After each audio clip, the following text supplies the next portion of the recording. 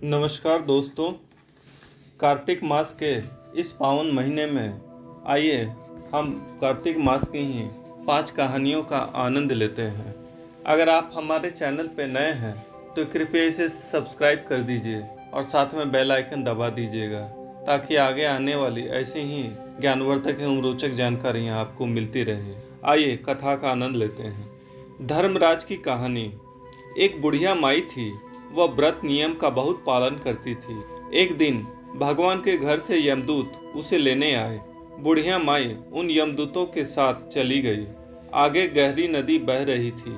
बुढ़िया माई उस नदी में डूबने लगी। तब यमराज जी ने पूछा, माई क्या तुमने गोदान की हुई है? तब बुढ़िया माई ने मन में गौ माता का ध्यान किया तो गौ माता उपस्थित हो गई। गौ की पूंछ पकड़कर बुढ़िया माई नदी पार हो गई। आगे गई तो काले कुत्ते उसे खाने को दौड़े। तब यमराज जी ने पूछा, कुत्ते को रोटी दी है क्या? बुढ़िया माई ने मन में कुत्ते का ध्यान किया तो कुत्ते चले गए। आगे चली तो काले कौवे बुढ़िया माई को चोंच मारने लगे। तब यमराज जी ने कहा कि ब्राह्मण की बेटी को सिर में तेल लगाने को दिया है कि नहीं? बुढ़िया माई ने ब्राह्मण की बेटी को याद किया तो कौवों ने चोंच मारना छोड़ दिया। आगे गई तो पैरों में कांटे चुभने लगे। तब यमराज जी ने कहा कि चप्पल दान की है क्या? बुढ़िया माई ने याद किया तो चप्पल पैरों में आ गई। आगे चली तो चित्रगुप्त जी ने यमराज जी से कहा, आप किसको ले आए हो? तब यमराज जी ने कहा कि बुढ़िया माई ने दान पुण्य तो बहुत किया है पर धर्मराज जी का कुछ भी पूजन आदि नहीं किया, इसलिए आगे के द्वार इसके लिए बंद है। तब बुढ़िया माई बोली कि मुझे 7 दिनों के लिए पृथ्वी पर जाने की आज्ञा दो। 7 दिनों तक कहानी सुनाकर उद्यापन करने के बाद वापस आ जाऊंगी। बुढ़िया माई वापस पृथ्वी पर आ गई। पूरे गांव में समाचार फैल गया कि बुढ़िया माई भूतनी का रूप धारण करके लौट आई है। वह जब अपने घर को गई तो बेटे बहू ने उसे भूतनी समझकर घर के द्वार बंद कर दिए। जब उसने अपने बेटे और बहू को कहा कि मैं भूतनी नहीं हूँ, मैं तो धर्मराज जी के अनुसार वापस आई हूँ।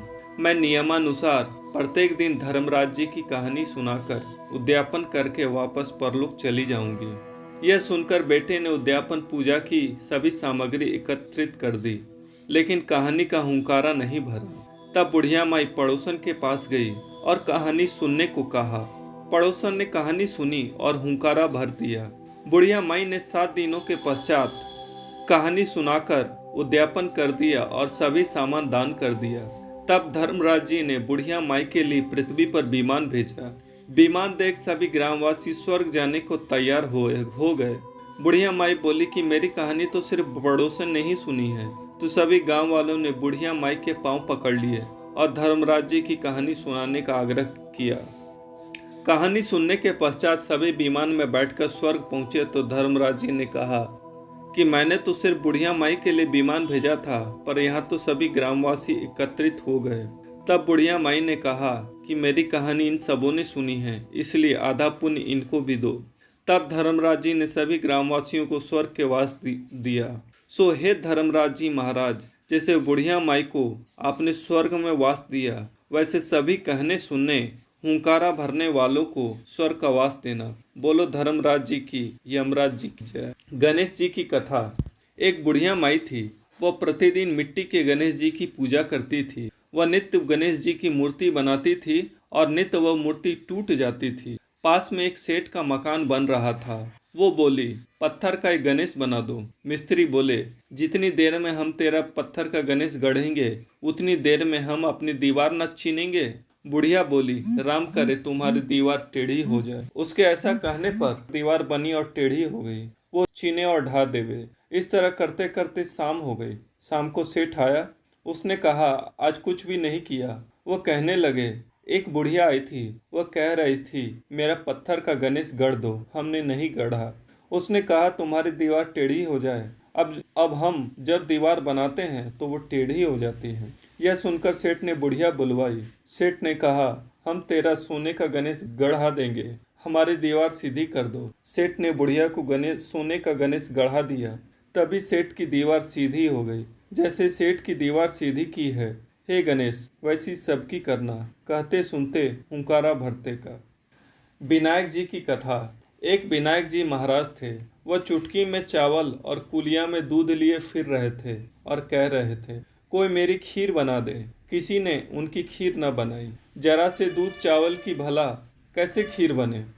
एक बुढ़िया थी, बोली, ला बेटा मैं बना दूं। बुढ़िया बाहर जाने लगी तो वो बोले, कहाँ जा रही है। बुढ़िया बोली, खीर बनाने के लिए बर्तन मांग के लाऊं। इस पर विनायक जी बोले, देख तेरे घर में अंदर दूध का टोकना भरा है, चावल की परात भरी है। बुढ़िया ने अंदर जाकर देखा, सब कुछ वैसा ही था। उसने चूल्हा जला के खीर बनाई। जब खीर निकलने लगी तो बहू ने कटोरा भर के किवाड़ के पीछे विनायक बाबा का छींटा लगा के खीर खा ली। जब सारी खीर बन गई तो बुढ़िया बोली, आ बेटा खीर जीम ले। वो बोले, मैंने तो खीर खा ली। बुढ़िया ने पूछा, कब खाई। तो विनायक जी ने कहा, जब तेरी बहू ने खाई। बुढ़िया बोली, बहू तैने खीर जूठी कर ली। बहू ने उत्तर दिया, माँ जी खीर निकल रही थी, सो मैंने कटोरा भर के विनायक जी का छींटा लगा के खीर खा ली। विनायक जी से बुढ़िया बोले, अब क्या करूं। गणेश जी बोले, खा और बांट। बुढ़िया जब खीर बांटने लगी तो दुनिया नीरचा चर्चा करने लगी कि कल तो बुढ़िया भूखी मरती थी और आज खीर बांट रही है। झोपड़ी को लात मारी तो वो महल बन गया, खूब धन हो गया। जैसे विनायक बाबा बुढ़िया ने टूटा वैसा सब ने टूटे, कहते सुनते हुंकारा भरते का। लक्ष्मी जी की कथा। एक ब्राह्मण था, वह प्रतिदिन पीपल में जल चढ़ाता था। पीपल में से एक लड़की कहती, पिताजी मैं तेरे साथ चलूंगी। ब्राह्मण दिन ब दिन सूखने लगा। ब्राह्मणी बोली, क्यों सूखो हो जी तुम। ब्राह्मण बोला, पीपल में से एक लड़की कहती है कि पिताजी मैं तेरे साथ चलूंगी। यह सुनकर ब्राह्मणी बोली कि उसे कल ले आना, जहाँ 6 लड़की है वह 7वीं और सही। दूसरे दिन ब्राह्मण उस लड़की को ले आया। उस दिन वह आटा मांगने गया तो थैला भर भर के मिला। ब्राह्मणी जब आटा छानने लगी तो वह लड़की बोली, माँ मैं छानूंगी। ब्राह्मणी बोली, ना बेटा पावनी, बेटी धोली धोली हो जाएगी, ना मैं ही छानूंगी। उसने छाना, परात भर कर खाना बनाने लगी। तब वो बोली, मैं बनाऊंगी। माँ बोली, ना बेटी उंगली जल जाएगी। उसने जिद पकड़ी, ना मैं ही बनाऊंगी। वह रसोई में गई। उसने 36 प्रकार के भोजन बनाए, सबको पेट भर भर के खिला दिया। और दिन तो भूखे रहे थे, उस दिन पेट भर भर के खाया। भाई आकर बोला, जीजी मुझे तो भूख लगी है, रोटी खाऊंगा। बहन सूखने लगी, सबने खा लिया, अब कहाँ से खिलाऊंगी। बेटी बोली, माँ क्या बात है। माँ बोली, तेरा मामा आया है, वो रोटी खाएगा। यह जानकर लड़की रसोई में गई। उसने 36 प्रकार के भोजन बनाए और लाकर मामा को जिमा दिया। जीजी ऐसा भोजन मैंने पहले कभी नहीं खाया जैसा आज खाया है। भाई तेरी पावनी भांजी है, यह उसी ने बनाया है। मामा खा के चला गया। शाम हुई, लड़की बोली, माँ चौका लगा के चौका का दीवा जला दीजिए, मैं कोठे में सोऊंगी। ना बेटी तू डर जाएगी, माँ ने कहा। वह बोली, ना माँ मैं कोठे में ही सोऊंगी। और वो कोठे में सो गई। आधी रात को वह उठी। चारों तरफ उसने आंख मारी तो सब और धन ही धन हो गया। वह बाहर जाने लगी। बाहर बूढ़ा ब्राह्मण सो रहा था। वह बोला, बेटी तू कहाँ चली। लड़की बोली, मैं तो लक्ष्मी माता हूँ, तेरे 6 बेटी है, दरिद्र दूर करने मैं तेरे यहाँ आई थी। तैने दरिद्र दूर करवाना हो तो तू भी करवा ले। उसके घर में चारों तरफ लक्ष्मी जी ने आंख फिराई तो सब और धनी धन हो गया। सबके उठ के ढूंढ मची कि पावनी बेटी कहाँ गई। ब्राह्मण बोला, वो तो लक्ष्मी माता थी, तेरे साथ साथ मेरा भी दरिद्र दूर कर गई। जैसे लक्ष्मी माता ने उस ब्राह्मण का दरिद्र दूर किया, वैसे सबका करे, कहते सुनते हुंकारा भरते का। नित्यनेम बाबा की कथा। एक छोटी सी लड़की सदैव नित्यनेम की पूजा करती थी। भावज बोली, काम की न धाम की, सारे दिन नित्यनेम करती रहती है। लड़की एक टांग से खड़ी होकर बोली, हे नित्यनेम बाबा, जो मैं सच्चे मन से तुझे धाती हूँ तो तू सोने की मूर्ति बनकर आले में विराजमान हो जा। भगवान का सिंहासन डोला। छोटी सी लड़की तप कर रही है तो नित्यनेम बाबा सोने की मूर्ति बनकर आले में विराजमान हो गए। लड़की ने आंखें खोली तो देखा कि नित्यनेम की सोने की मूर्ति बनकर आले में रखी है। उसने आवाज दी, देख ले भाभी नित्यनेम बाबा। माँ देख ले नित्यनेम बाबा। माँ ध्यावे, भाभी भी ध्यावे।